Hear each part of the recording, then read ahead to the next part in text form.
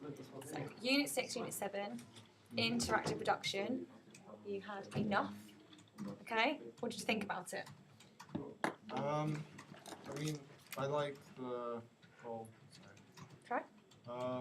Like the whole aspect of secondary and primary research, I enjoyed. Like I was able to get a foothold in, but I kind of just when it came to this stuff, I was a bit kind of scattered on what to do. The pre-production. Yeah, the pre-production work just kind of overwhelmed me a little bit. I think, having read your overall evaluation, completely agree with you that this research portfolio was by far the best to date because you had a clear idea about what you're researching. And we've spoken so many times about having those research questions or that clear aim about what you're researching, because when you do, you will find it more enjoyable. And that's completely what you wrote in your evaluation, that you found it a lot more of an enjoyable experience because you really had a grasp, you knew what you was trying to find out or which areas to go into.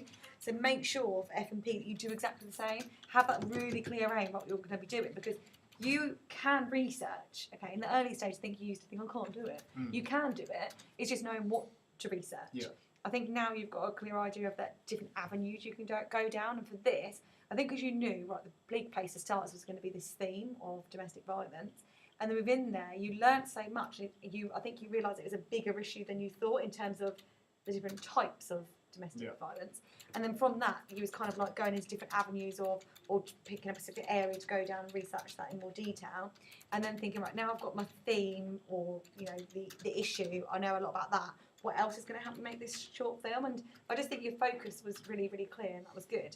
In terms of pre-production, I think the issue for the group was that no one really knew their distinct role. Yeah. So when I kept saying to you all, who's in charge of this and who's in charge of that, it's like, oh, we're all just doing it. And I think in your group, because of the dynamics of the group, that didn't work. Because suddenly when I was going through the list, it was like one person was scripting, storyboarding, shooting list, call sheets, and someone else was doing a location recce or something like that. So it needed to be clear in terms of who was doing what. Yeah. Okay? Let's go back to the research then. So best research folder to date, focus, specific and clear why you've moved from one research source to the next. In the past, I've always been a bit confused as it kind of just felt like you vomited your research out, whereas now there's a clear link as to why you're moving from one source to the next.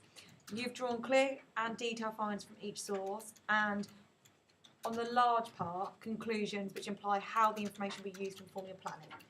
On a few sources, it's a bit lazy, but on the large majority, a clear indication of how it's going to be used. So you said something such as, so to us, this is a very useful as we get to look into how someone can become violent and the types of signs that show someone is becoming domestically violent, which showed that you really understood how that information was going to help you inform that in your script and how that character development was going to be able to be evolved based on the information that you found out. That was really good.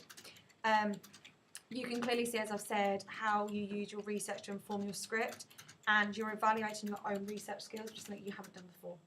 So you said, although the research into behaviour aspects was somewhat detailed in my opinion, I do believe that I could have gone into further detail with research in that area. I could have been more specific, X, Y and Z. So you're really thinking about, yes, I found out all this information, it's great, but actually on reflection, I think I could have done this, I think I could have done that.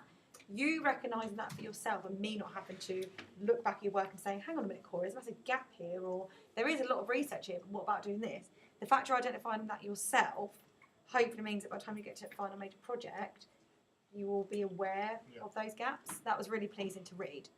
I think the research conversations really aid you personally with determining the research direction. I think hearing it out loud or discussing it kind of just sends a light bulb in your head and makes you think, oh, actually, yeah, now I need to go down this avenue. So even if you're working on your own for final major project, there's no reason you can't have those research conversations with me or with a peer, because someone just saying stuff out loud about what you found out and then saying, oh, well, what about doing this, or have you thought about researching that? Sometimes just helps you with your direction or confirms your ideas. So I think maybe keep up with those research conversations because they seem to help you. Because you even wrote, after the discussion, I was able to determine more, so where people were focusing their research from, as I'd be able to determine what direction I'm going to continue with my research. So it did help you. For final major project, I think we need a broader range of research. So your domestic violence research is great, but I agree with you that in other areas there could have been greater consideration. So, for example, costumes, codes and conventions, more primary research, i.e. access to experts.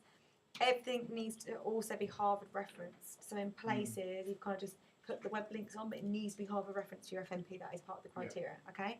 So in terms of research portfolio, make sure your bibliography is done from the beginning and you're always updating it and it's Harvard referenced, okay?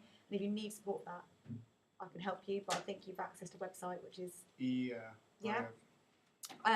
In terms of the actual research, your analysis has come so far, yeah?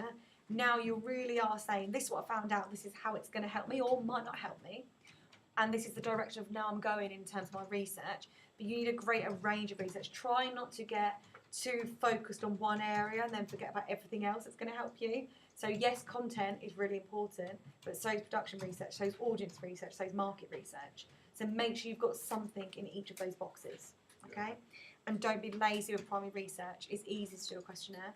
It's harder to contact experts and get that informed opinion. I'm currently waiting on an email and reply from the Binging the Babish guy, because yesterday we were going back and forth with email sorting out a date to do the interview. Perfect.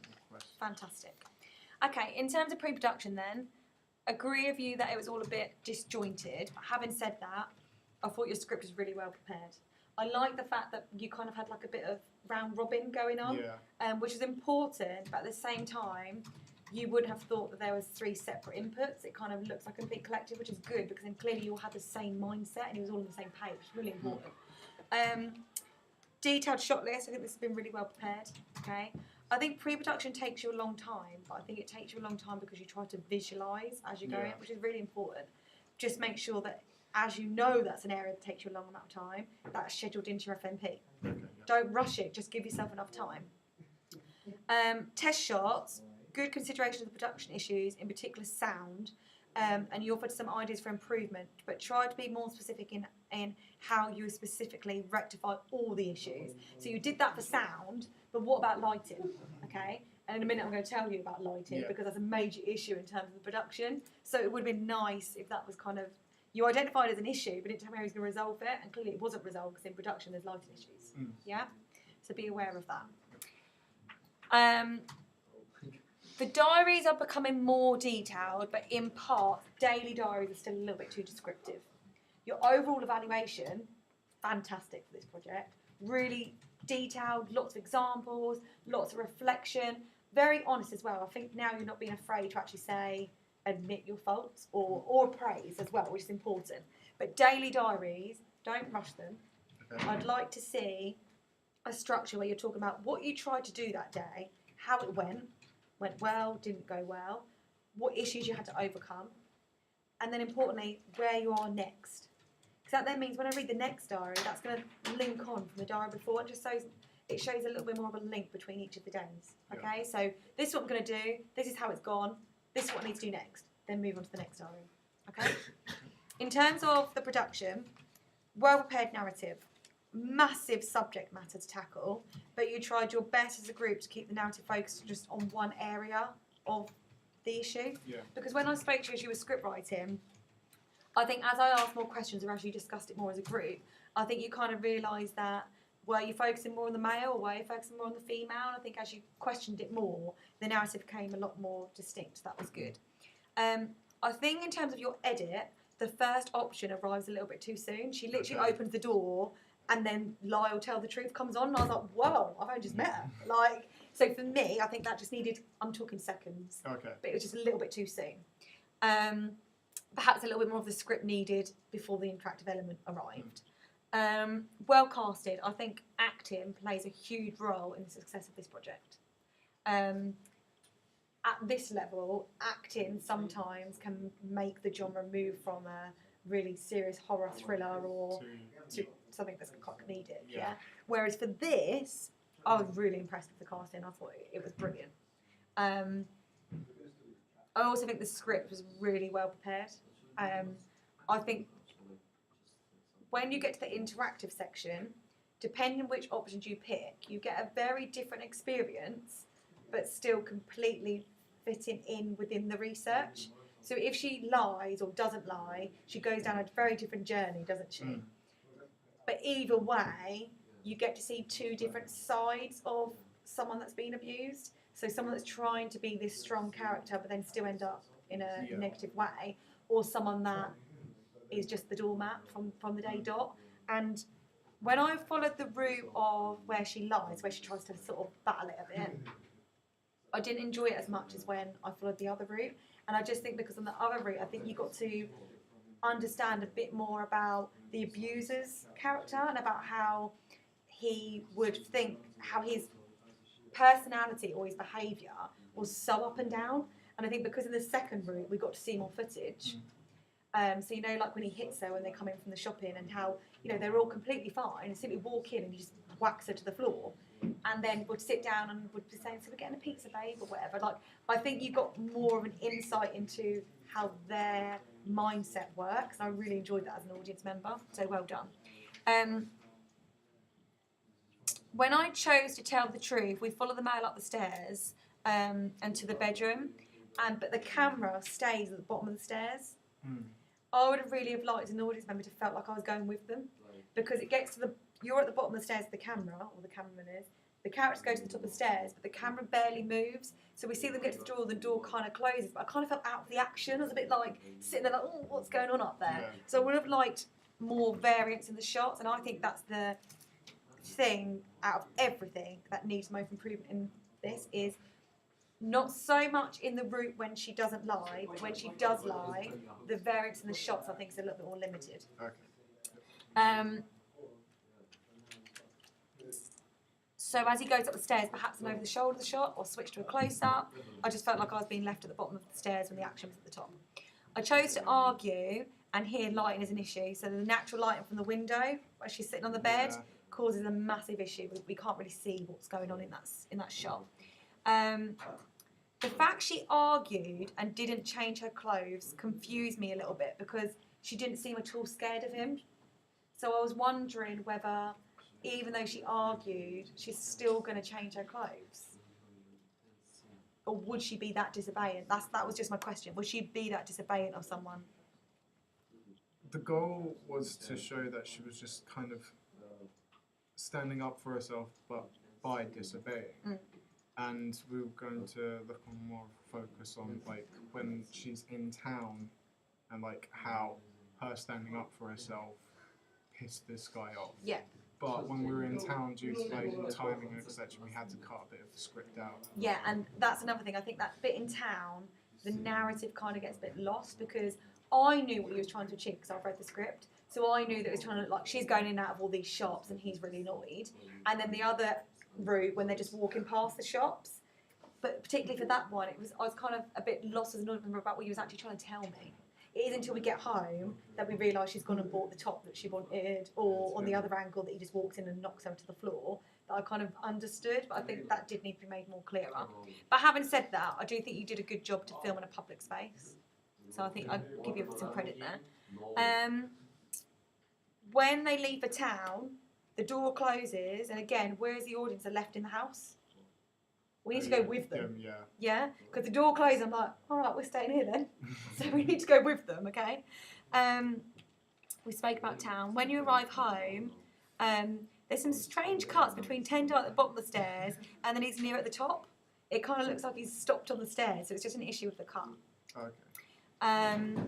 When the male removes the arm from the bag and he hits the female in the face, you've been careful with your angles here so we don't see too much. I know that was your intention, so I was pleased to see that you wanted to show violence but not too much violence, and I think to be an onlooker in that scene, the way you captured your shots was clever.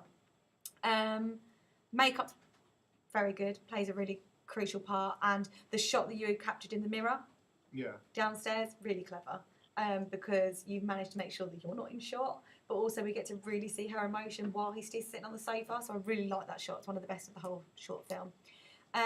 During this scene though, there's a strange noise, like a buzzing. It's the fridge. I think I remember you telling me that in when you was editing, but that's a shame because I kind of get distracted with the buzzing. Yeah. Phone call to the police, really good twist of the story. But then I did become a bit confused because obviously she's been disobeying him, but then she's phoning the police. But did you do that because she would have the courage to phone the police? Yeah. Yeah, okay. if you had more time, I think that you could have spent more time adjusting those sound levels. So another group did a phone call and then made it feel like I was listening next to the phone, so the voice levels were different, and I think that would have been nice to achieve in your voiceover. Again, perhaps we could have been a bit more creative with like special effects, so we could have heard the sound of the police siren or the knock on the door or something that kind of made it look like someone was there. And I think because I know your voice, it was like, I'm the police, we've had a disturbance. It was all a little bit quick. So I can understand that I think they're the tiny things which in your FMP will help me seem more professional. Okay. I really like the variance between the two storylines, as I said. If you tragic products that give you two different, completely almost different experiences are quite hard to achieve, and I think that you as a group managed to capture that really well, so I think you should be really proud of yourselves. In terms of FMP, I think variants and shots, don't be too static, don't be afraid to move that camera, okay? Because when you do move it and you capture brilliant shots like the one in the mirror, you're showing your expertise, okay? Consider more post-production effects, special effects, music, that sound plays such an important role, and I think it would have really brought something else, another extra element to your final piece. Other than that, I think you did a really good job. Really good job. Thank you. Yeah, I think I really enjoyed your music video, but this is something very different because you're trying to capture narrative and you're trying to engage audience, and I really was engaged. I really felt sorry for her, but at the same time, something that I didn't think I would do, I was really intrigued in his character because at moments he almost made you feel like he cared for her. And I think you did a really good job to be able to capture that, especially at this level, because it's a really big issue. So well done. So overall, give yourself time in pre-production, give yourself more time in post to go back through and add those bits which make it less student, more professional, okay? Don't be afraid to move the camera. More detail in your diaries every day. Keep up with the overall evaluations because they're fantastic. Broader research and contact those experts. Yes. All right? All right.